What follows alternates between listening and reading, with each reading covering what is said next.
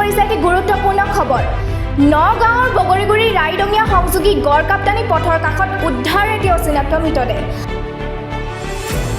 হাত ভৰি বান্ধি থোৱা অৱস্থাত উদ্ধাৰ হয় মৃতদেহটো। ঘটনাস্থলীত উপস্থিত হৈছে জাজৰি আৰক্ষী।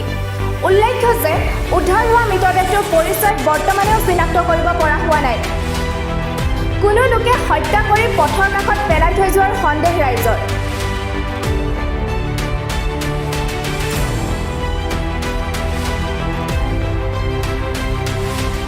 পুনৰবাৰ জনাওঁ যে নগাঁৱৰ বগৰীগুৰি ৰাইডঙীয়া সংযোগী গড় কাপ্তানি পথৰ কাষত উদ্ধাৰ এটি অচিনাক্ত মৃতদেহ। হাত ভৰি বান্ধি থোৱা অৱস্থাত উদ্ধাৰ হয় মৃতদেহটো।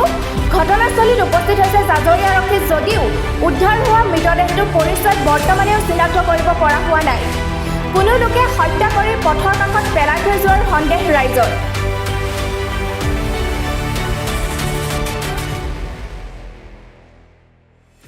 কেতিয়া দেখা পালে বাৰু? হয়, মানে ৰাতিপুৱা আমি যেতিয়া ৰাস্তাত মৰ্ণিং ৱাক কৰিব আহিছোঁ, তেতিয়া আমাৰ এই ৰাস্তাত অহা যোৱা কৰা মানুহ দুজনীয়ে ক'লে বোলে ইয়াত মানুহ এটা পৰি আছে।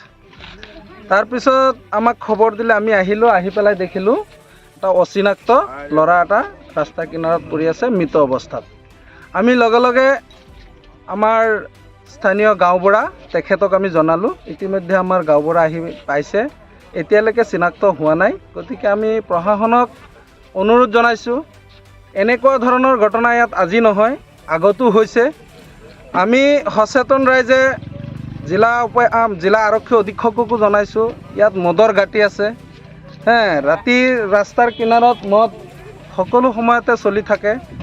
জাজৰি আৰক্ষীও কেইবাদিনো আহি পেলাই উঠাই লৈ গৈছে। গতিকে আমি প্ৰশাসনক অনুৰোধ কৰিছোঁ যাতে এইবিলাক যিবিলাক অপকৰ্ম আছে সেইবিলাক কৰিব লাগে, ইয়াৰ পৰা নাইকিয়া কৰিব লাগে।